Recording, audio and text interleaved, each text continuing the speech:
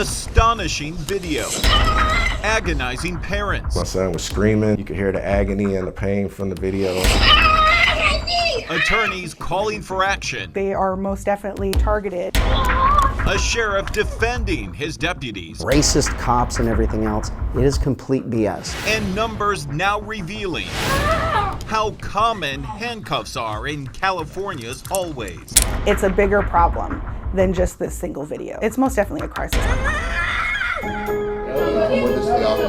The crisis for this 11-year-old black student with disabilities began one day before Riverside County deputies came to his classroom at Landmark Middle School. The report saying they were there to investigate allegations of him throwing a rock at a male and then 2 rocks at a female school staffer. One of them hit her hand and she was not injured. Let's go. The next day, the child, we'll call CB, refuses to go to the principal's office for questioning.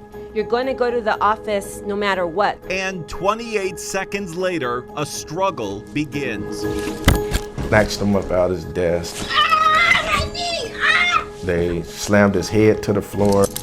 Officer, at least 3 times his size, pressed his neck down with the officer's knee on his neck and back. One officer was twisting his arms. Deputies then slap cuffs on those arms. No. And the struggle continues for a full 6 minutes. Stop kicking. More. It's hard to watch that here and know he was in pain. To just think that this wasn't no violent crime that he was involved in. Deputies, in fact, reported that they handcuffed and detained his son after CB kicked one and then attempted to kick another. And that's why they handcuffed him. Was he a threat? No. Was he kicking officers? No. Should they have handcuffed him? No, they shouldn't have handcuffed him. He's only 70 pounds. Any trained police officer, only one of them should be able to handle a 70-pound kid. Does any child that small need to be handcuffed? Yes. Sheriff Chad Bianco says no one can fairly assess that need with only one piece of video, one snapshot, one perspective. And you see at one point this deputy puts his knee on his back. But he says he's seen enough to know what happened here. Hand out. On that video, I saw nothing that would cause me as the sheriff or the leader of deputies that could have been handling that would have caused me an issue and said, oh my gosh, what are you doing? They and other agencies are, of course, doing policing across the entire Southland. Our CBS News analysis of the most current U.S. Department of Education data shows that during the 2017-18 school year, schools sent students to police 5,913 times and arrested 318 children in grades 8 and below.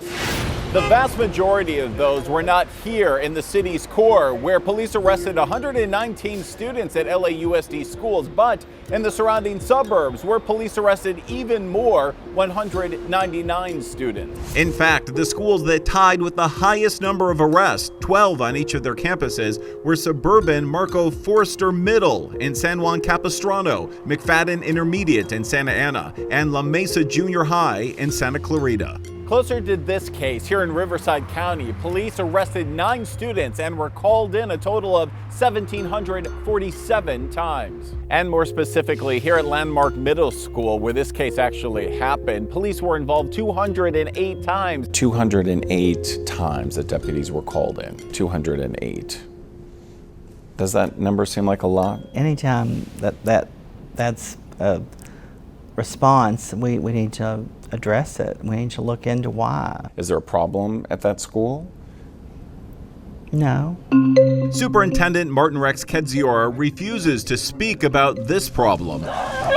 Caught on camera at his school. You know, because there's litigation that we're involved in. The family has filed suit against him and the district, alleging excessive force, battery, assault, and negligence, saying the police presence there has a disproportionate impact on students with disabilities and black students. He's an African-American disabled student who has to navigate the world and school in that way. Was that a factor?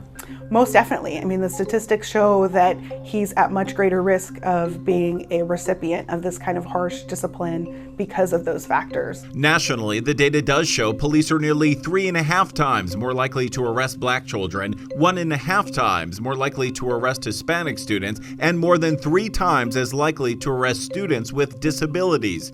In California, most of those odds are even higher. Police are 4 times more likely to arrest black students, nearly 2 times more likely to arrest Hispanic students, and more than 3 times as likely to arrest kids with disabilities. There is a racist tinge to how these policies are implemented against students. And for a child that is both black and disabled, like CB, Rivera claims police are 11 times more likely to make an arrest. I think the statistics bear out that black and brown students are disproportionately affected by these kinds of discipline policies. Is it racism? We think it is. Are your deputies racist? Absolutely, unequivocally, no. 11 times more likely. Do you think that's possible? That is a disingenuous attorney that has done everything she possibly could to find a statistic that could make everyone say, oh my gosh, the racist cops. Oh my gosh, the racist cops. It's a defensive response, I think, to, not want to face the facts and really answer up to what's really happening. That sheriff had just watched the video that you watched. Yeah, he should be fired. He should be removed from office. Does that anger you? Yes, he could try to explain it off any way that he want to, but the facts is still gonna be the facts. The indisputable fact is, CB was restrained and detained. And no matter what the reasons or the chances or the motivations were, the family believes their son should never have had to learn about these handcuffs in these hallways. I get very angry. You think it changed him? Oh yeah, it definitely changed him. Forever? Yeah, it's that kind of emotional trauma is gonna stick with him for the rest of his life.